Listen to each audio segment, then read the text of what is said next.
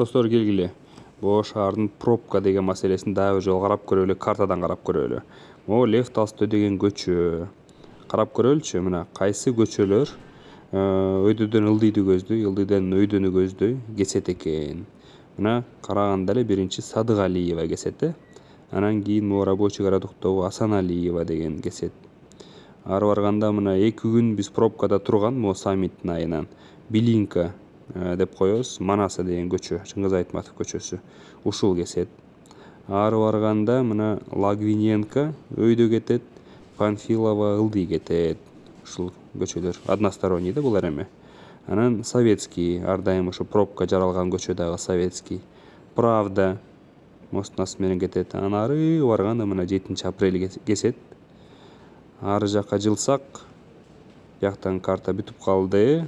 Дагы кесет деге Чолпонатинский деп койчу эле, жана Аюгранттын көчөсү. Ушул эле айтарым дегеним, ушу шаарды бир канча эле ушу көчөлөр Лев Толстойду өйдөдөн ылдый, ылдыйдан өйдөгө кесип өтөт да. Ушу пробканын жаралганынын себеби ушунда. Эртең менен ылдый, кечинде өйдө пробка жаралат дагы канча деген кишилердин жумуштары калып жатат. Эгерде ушунун бир сунушу, могу Лев Толстойду өйдө жака же ылдый жака жылдырыш керек негизи.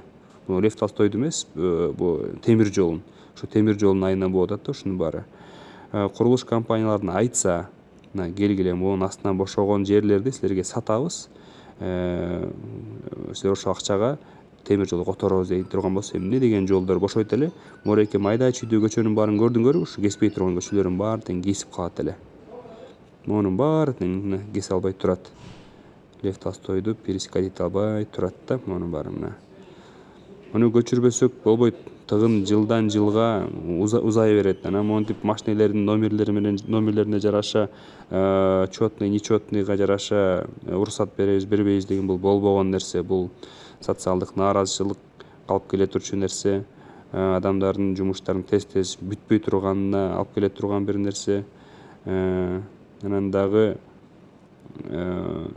ошол жумушка, оокатка көп тоскоол боло турчу нерсе да.